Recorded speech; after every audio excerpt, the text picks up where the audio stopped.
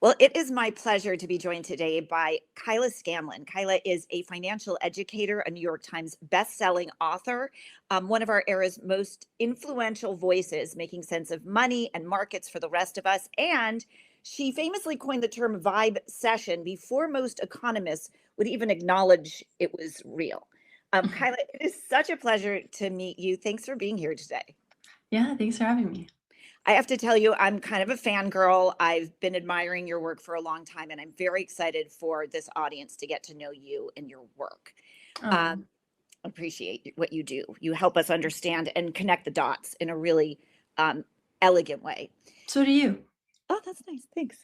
Um, so I thought we could start with something super basic, but something that I always try to convey, and I don't quite have the right language, and you do. The stock market is booming. Pam Bondi Mhm. wants us to know it's been over 50,000, but a lot of people are struggling with life's basic needs. We have always known that there is this disconnect between the stock market and how regular people are living their lives, how it feels. But these days, it feels like they're two wildly different realities. What's broken? Hmm. Yeah, I think when we think about the stock market, especially in the AI era, a lot of the growth of the stock market over the past year or so has been from the AI companies. So if you think about Nvidia and Microsoft and Alphabet, which is Google's parent company, and Amazon and Meta, like all of those companies have been investing heavily in AI, and that's been driving the stock market up and up and up and up because they're spending so much money on data centers and this build out. And at the same time, we haven't seen that same sort of investment in the economy and infrastructure that people have to deal with in their daily lives. So if you think about childcare and healthcare and elder care, those things have gotten substantially more expensive alongside housing. And those four things are kind of the core of how a lot of people experience the economy. So the stock market can be going up because of AI, but what the average person has to deal with is not, data center booms. It's making sure their kid has care that they need, that their parents have a home that they can go to, etc. Is it the case that money that might have been invested into other businesses, whether it's healthcare or childcare or something, is being channeled into AI?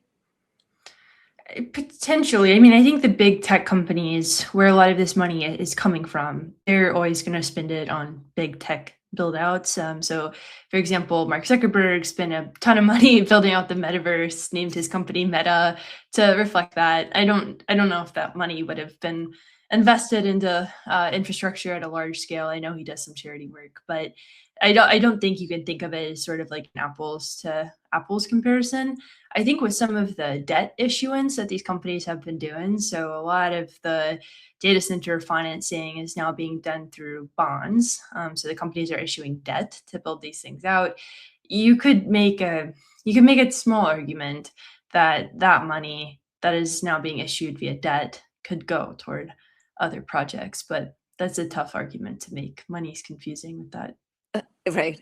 I might come back to the bond market in a minute, but let's stay on AI. So you've just explained, people say AI is the foundation of the market right now. You've explained basically how that is. But based on what I know about these companies, it seems like there's a lot of buying and selling of one another. They're all Mhm, investing in one mhm. another. It's a little bit like a snake eating its tail. Can you explain what that actually looks like this web of interdependence, and why it matters? If one part of it cracks, what would that mean for the rest of the market? And what is this recent sell off? There was a sell off, I think, this Mhm, week. Tell us mhm. about how fragile it all is. Yeah, so that's called circular financing, and it's essentially that the companies, yeah, invest in other companies, but they're also the customers of other companies. So Nvidia, for example, is invested in OpenAI, but OpenAI buys Nvidia products. So it's kind of like this feels like we're just shaking money from hand to hand, and that's what a lot of people are very concerned about. There's been many, many articles penned about the worry that what it means when Amazon's investing and Anthropic, Google investing in Anthropic, Microsoft investing in OpenAI. Like it does feel pretty circular in that regard. And then in terms of the sell off, what happened there is that Anthropic, which is one of the leading AI labs, they don't trade publicly. So they're a private company. So you can't see their performance in the stock market. They keep releasing these models that a lot of people feel like are going to replace software companies. So if you have like the other day they released a financial services product, so all of the financial services stocks started selling off because people are like, oh, Anthropic's Claude is going to be able to do everything. And so that's what we're seeing in the market is a fear reaction to AI by software stocks. But why would so if new AI is making old software obsolete because AI can do the job better and cheaper, wouldn't that cause a boom in AI because people would be even more excited that AI is going to do more? Why would it lead to a drop off? It leads to a drop off to the companies that they're expecting to replace. So Anthropic's doing great. They're raising a ton of money. They're being threatened actively by the Pentagon. They're in a good spot. Not with the threats, but in terms of money. But the companies that the sell off is happening, and companies that the market thinks is going to be replaced by these AIs. A lot of people disagree, and they think that AI will simply be an operating layer on top Right. of this software. It's not going to replace anything, just because organizations are a bit tough to replace. So it's not an agreed upon thing that's happening, but that does seem to be the theme. So basically, it's things like CrowdStrike or whatever these software that people rely on now for cybersecurity and to make their businesses Mhm. work. That's what dipped because people Um, thought they might get replaced by AI. yeah, like financial services stocks dipped. Some of the software providers dipped. So anybody who their business was threatened by the AI that was released by Anthropic, or the model rather that was released by Anthropic, those companies had to sell off. Yeah. Do you think we're in a bubble? In general, like with Yeah. AI. Yeah. I mean, it's a tough question to answer. I think that there's like if you think about a bubble in terms of being overhyped and too much money going to certain things, I would say yes. I think AI is currently a bit overhyped, and I think there's too much money going towards it. Especially when we think about data centers, which there's now a lot of political pushback on, and they're really expensive to build out, and we have allocated millions and millions and millions of dollars to building these things out. And the worry is that the technology will be good enough where we don't even need these giganto data centers. So I think that's also a bubble within itself. So I do worry that there's both a bubble in the AI technology in terms of what people say it can Interesting. do versus what it's doing, as well as the infrastructure. So you don't have your own agent already revolutionizing your life and you're not on the AI high? I'm too much of a control freak for that I kind of know I can't stuff. do it either. I know it's not for me. I would get too nervous. I mean, the head of alignment at Meta, the head of safety and alignment, so a very important job, making sure that the AI is aligned with societal values, used this thing called OpenClaw, which allows you to develop your own AI agent, and it like deleted her emails or something crazy like that. And she was like, haha. And it's like, whoa, you I know. shouldn't be hahaing. That's a really big deal. Yeah. I know. It's wild. I know have some friends who are doing this. If folks don't know, OpenClaw is this new Yes. AI agent that she's saying, and you just let it into your computer and it goes through all your files and then starts acting as your assistant, basically, if you want it Mhm. to, or whatever you ask it to do. But it has total access. It's Mhm. terrifying. Yeah. Yeah, Yeah. I personally wouldn't do it, but people are really, risk happy about taking on risk, and there's just some horror stories already about it, and I think we don't quite know. We don't Yeah. quite know who's in charge of the technology. So the Pentagon is actively going after Anthropic and the other AI labs and saying, like, you have to give us full unfettered access to your AI. So we don't know who should actually be in charge of it. It be private companies, or should it be this version of the US government? We also don't know who should benefit from it. So Anthropic settled a multi billion-dollar lawsuit with authors because it pirated 7 million books and is settling like a $3 billion lawsuit for pirating 20,000 songs. And, should authors and musicians be able to benefit from the value increase in AI? Probably. So we don't know who should be in charge. We don't know who should benefit from it.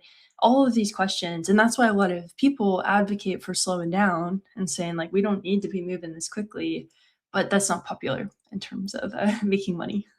Those two things you talked about, first on Anthropic, for folks who are just getting up to speed, it's Anthropic's the AI company that's considered the relative ethical one, the one that puts up guardrails and talks about some of the challenges and cares. At least that's their brand. Mhm. Um, and the Pentagon has just told them, as Kyla's explaining, that they have to allow the Pentagon to use their AI to both be able to do mass surveillance domestically and to basically kill people without human oversight. And those are two off limits things for Anthropic. And the Pentagon's saying, if you don't agree to that, we will either cut you off and cut you out of any ability to do business with any company that does business with the government, or we're going to force you to comply. So, what kind of impact does that have on sort of on the business community? I mean, basically, you have a government acting like a bully. There's no, that's not, that feels like nationalism, socialism. Yeah, Scott Lincecum, I think that's how you say his last name. He calls it, I believe it's state capitalism. So the level of involvement that the Trump administration has is like kind of shocking in terms of what we normally expect from a conservative Republican administration. They're very involved.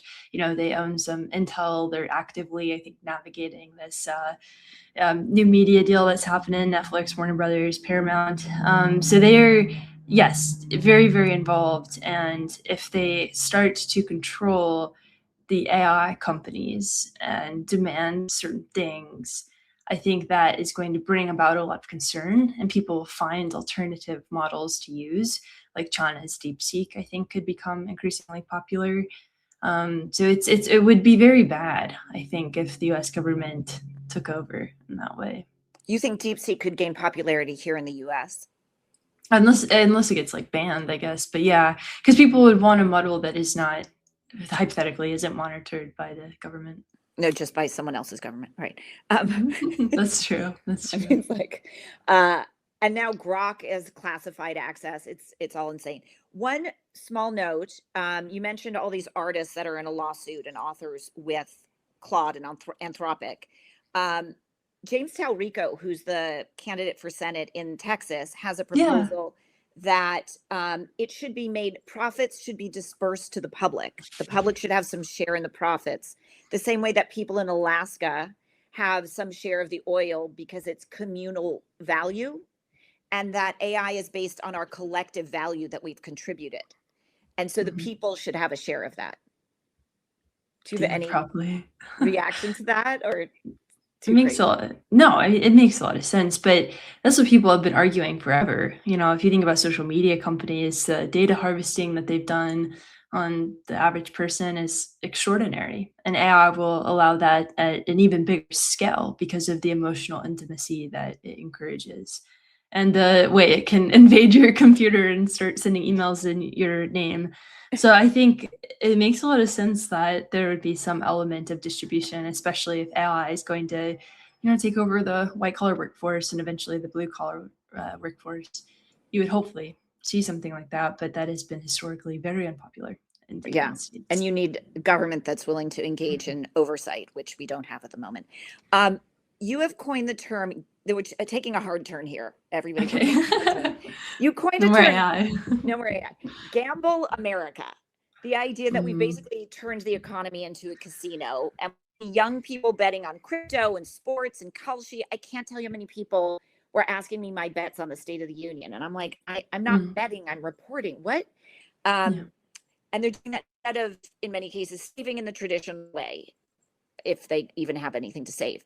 So I'm curious if you think that that is actually, if that's irrational or a rational response to the current reality where they don't feel any hope of having long-term savings or a real foothold.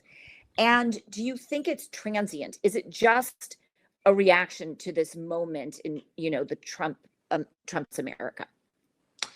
No, I mean, we had a lot of gambling under Biden too. It just came in a different form with crypto. So NFTs, all that stuff. It was much It's true. less accessible. So I think the interesting thing about prediction markets is it's very easy and it's very understandable. Do you bet on somebody saying a certain amount of words during this address? It's kind of makes more sense than an NFT. And so I think a lot of people have gotten involved in that way. And then in terms of it being rational or irrational. I think there's so little clarity about what the career path looks like for the average college graduate right now. And there's so little clarity around sort of a social safety net for the present moment, too. So, as you said, there's not a lot of policy being talked about in terms of if AI does take all the jobs. So, I think people are trying to find their own agency, and they do it through things like prediction markets and sports betting and options trading, and it is a rational response to a lack of a safety net. I do not think it is the best response. I wish there was something else that people could do. But in terms of people trying to find agency, I do think it makes sense that they're doing stuff like this. I don't think it's good, but I think it makes sense. A lot of your work is able to combine sort of people's emotional experience or lived experience with sort of economic data and an understanding of the markets. And I'm curious if you have a theory or any feeling about um, how this current kleptocracy is impacting business and perception of our future. And what I mean by that is the government is overtly self-dealing, right? Trump is making billions of dollars off the presidency. Others in the administration are making so much money. Kristi Noem has a $70 million private jet she's buying for herself to fly around. Like, people see this. And young people who work with me say, well, I just assume that's how government always has been because it's the only thing I've known. I wonder if do you think that fuels this sort of gamble America mentality, or does it fuel on, like, do you have any reaction to all that? Yes, the saying that people will say on Twitter is that it's essentially like grift is legal. So skimming off the top is legal. There's nobody really, there seems to be no guardrails. There still are, but there seems to be no guardrails. And the Trump administration is a good example of that, where they've benefited so massively from Trump coin at the beginning of his administration. They've benefited from the wheeling and dealing that they're able to do around various policies and announcements. Like, I think Howard Lutnick's sons are going to be able to benefit from tariff refunds. And if you're a young person and you're watching that, it doesn't quite make sense to go the normal, more traditional route. And it's interesting too, because it does tie into AI, where a lot of students are using AI to cheat. Pew Research has a new study out, and I think it's like three quarters of students feel like other students in their school are using AI to cheat most of the time. So I think we just kind of have this political and technological environment that does encourage cutting corners, and this difficult. Yeah. I mean, it's like bad incentives everywhere. Hmm. My personal thesis is this is a moment we're living through, and we'll get to make us make better choices. You have to go Do you through your think? like bad phase to grow up. Do you think people will learn from it? I do. I tend to think that's the opportunity, is that it's trying to, we have to wake up and realize that, no, there's no they who's going to fix things for us. It's us. And you have to Do you care and participate and make different choices. do you feel like that's improved over the past year? I actually do. I mean, my own experience was like going back a few years. I'll give you one example. Kay Ives, who was the governor of Alabama, signed a bill saying that abortion was effectively banned in her state. This was before Dobbs. And I was flooded with comments saying, how did, who's going to stop her? Hmm. Why aren't they stopping her? That's not allowed. Why aren't they doing anything? And I'm like, who's they? They's you. And I don't get those anymore. The question is, what can I do? The question is Oh now, what can wow. I do? Yeah, that's great. And so I do see that change. And I see like Minnesota, the people who stood up in Minnesota, that wasn't like organized activists who'd been at it for years. Those were like neighbors who gave a Hmm. shit and got organized. So I do think it's making people realize these are my freedoms. I love them and I need to do something to protect them. Yeah, yeah, more agency. I, yeah, I don't know that it's trickling into the economy yet, though. Looks like bad behavior wins. Um, on that note, may I ask you about tariffs? Sure. Which is, sorry, I know it's very No, hard to it's me, but I fine. feel like if I talk to you and don't ask you about tariffs, I'm like, I've talked you'll to yell so at me. many. Yeah, that's a word that I hear a lot. It's so Tariffs. bad. I Mm. know. Um, we don't have to. Should we skip it? No, we can. We So can skip I'm it. just joking. We're good. We can talk about tariffs. Okay. I'm just Okay. joking. My question about tariffs is not the tariffs. It's we talk a lot about what Trump's doing, but not so much about what impact they're having on our economy and at home. Where Hmm. are we seeing the impact of them show up? Like, is it in prices? Is it in jobs? Manufacturing growth? What do we know? Yes. Yeah, the Wall Street Journal had a piece out the other day that was talking about how a lot of businesses have paused hiring due to higher health insurance costs and due to the uncertainty of tariffs. And now with the Supreme Court ruling, that the IEEPA tariffs are illegal, it's not clear what is going to replace them, it seems. And so that's also leading to uncertainty for businesses too. So we do have paused hiring on that front, at least according to the firms.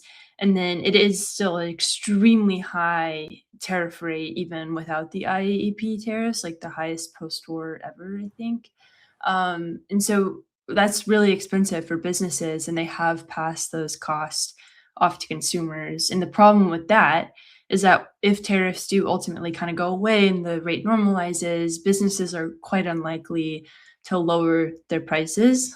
Prices, you can think of them as they go up like a rocket, down like a feather. So they'll go up real high and then they come down real slow. And that is also the concern with the economy is the consumer is already pretty strapped. It's been tough the past few years.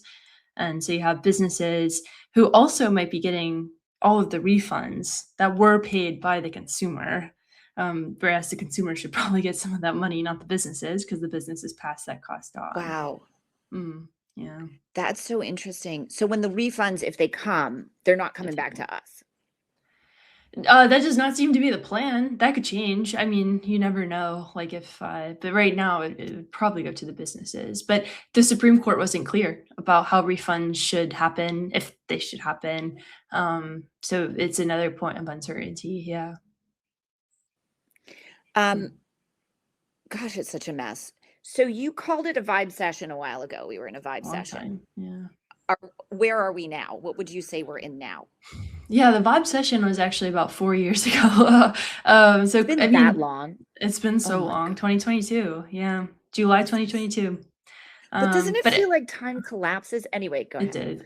I mean, I think we have been in one long year post-pandemic. I think everything has been the same year ever since the pandemic kind of Me ended. too. It's how I feel. Yeah. Like, So is it it's all the January? same. Yeah. Yeah, exactly. But we're not in one anymore. The Bob session, it's often misunderstood, but it's a disconnect between data and sentiment. So people feeling real bad, the economic data being good. Right now, we have relatively okay economic data, but we're seeing a lot of weakness in the labor market. We're seeing inflation go down, but not nearly as much as the Federal Reserve would want it to. We're seeing GDP mostly stabilize, but it's not the booming economy that it once was. And so we no longer have a vibe session because economic data matches sentiment a bit more closely. Yeah. But it feels like we're headed toward the inverse, where we're A pretending recession everything's cool, but it's not. No, but we're like, it's great, but actually it's not. in the data. No, that well, I mean, the administration, if you listen to Trump The in the yes, the State of the Union, administration. it's like cheerleading, and you're like, oh, it's not all that like great. Yeah. Let's go back for a minute to the bond market. And everybody watching this, I just want you like us both, just stay with us because it's going to get interesting. A lot of people are intimidated when you say bond market because it's so abstract. But this is part of the economy. I think you've described it as kind of the plumbing Yeah. of the global economy, and most people don't think about plumbing until something goes wrong. So, can you explain to us what bonds are, why we should care, what's going wrong? And I come from the political world. To me, it seems like the bond market is the one thing that actually restrains the Trump administration at times. Yeah, I mean that's so you can think of the bond market as companies issuing debt to finance certain things. The US government does the same thing. They'll issue treasuries to finance various projects that the US government has going on to close revenue gaps if they're not collecting enough in taxes, which is usually the case. So, bonds are these forms of debt issuance, and somebody who buys a bond gets paid interest on that bond. So, it can be perceived as a pretty good investment depending on what type of bond you're investing in. And so in the markets, you have both the stock market and the bond market. So the stock market is equity, so it's a little bit different than the bond market. I won't get too into the weeds because it gets pretty hairy pretty quickly, but you can just understand them as like pretty good arbiters of maybe not economic health, but like where the economy might be headed.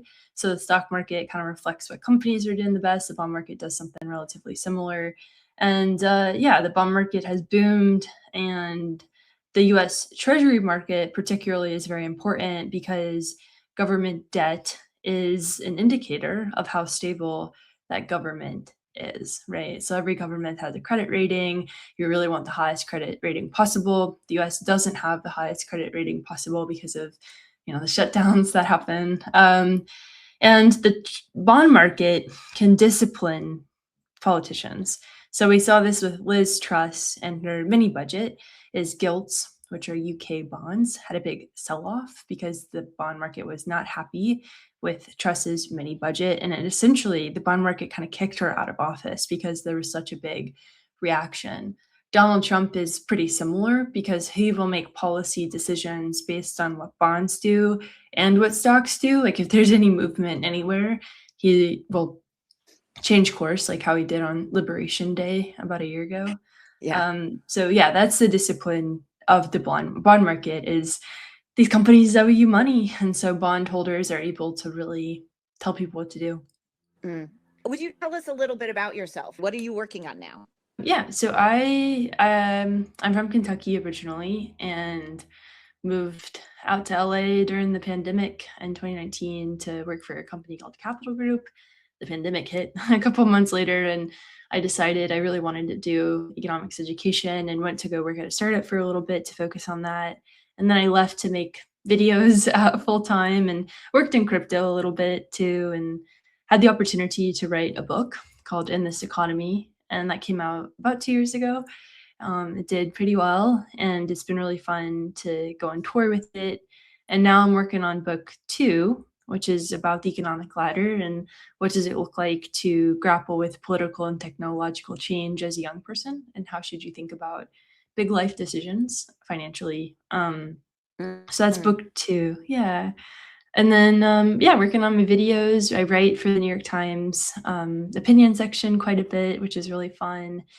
And I do some work with the Vanderbilt Policy Accelerator to help explain the research that comes out of them.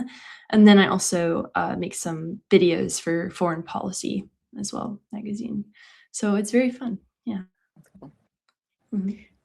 Well, I'm so grateful that you're doing what you do. I learn from you all the time. And Oh, I hope everybody watching checks her out.